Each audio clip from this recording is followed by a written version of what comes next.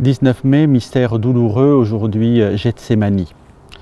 Après avoir vécu la scène avec ses apôtres, ressenti la trahison de Judas et annoncé le reniement de Pierre, Jésus se retrouve dans l'obscurité de la nuit au jardin de Gethsémani.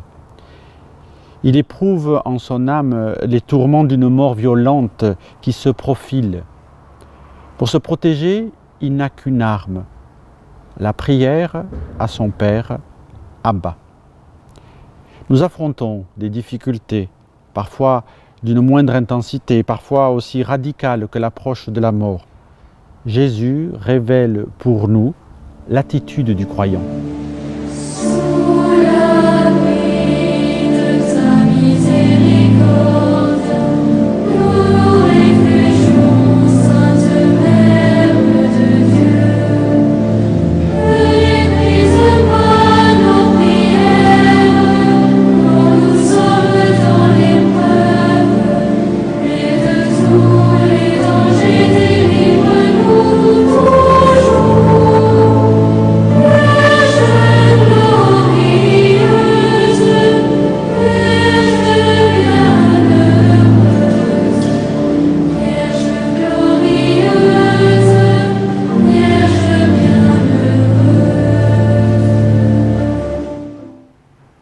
Quand arrive l'heure marquée par Dieu pour sauver l'humanité de l'esclavage et du péché, Jésus se retire à Gethsémani, au pied du mont des Oliviers.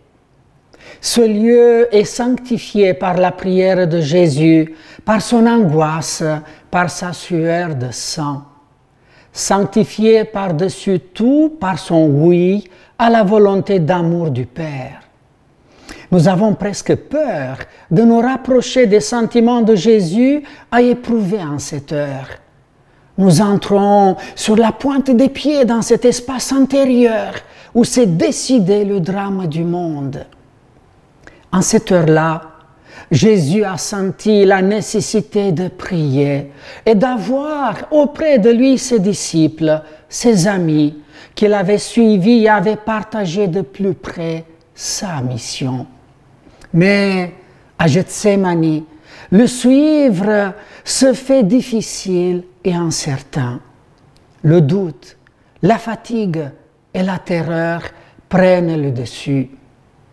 Dans la rapidité du déroulement de la passion de Jésus, les disciples auront diverses attitudes à l'égard du Maître. Des attitudes de proximité, d'éloignement, d'incertitude. Cela nous fera du bien de nous demander en ce lieu, qui suis-je devant mon Seigneur qui souffre? Suis-je de ceux qui, invités par Jésus à veiller avec lui, s'endorment et au lieu de prier, cherchent à s'évader en fermant les yeux devant la réalité? Allocution du pape François à Gethsémani.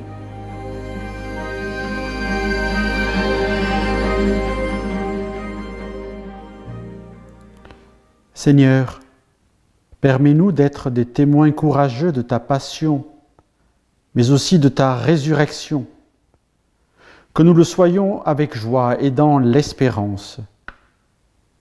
Puissions-nous imiter la Vierge Marie et Saint Jean et rester près des nombreuses croix où tu es encore crucifié. C'est la route sur laquelle toi, notre Rédempteur, tu nous appelles à te suivre. Il n'y en a pas d'autre. Si quelqu'un veut me servir, qu'il me suive, dis-tu. Et là où moi je suis, là aussi sera mon serviteur.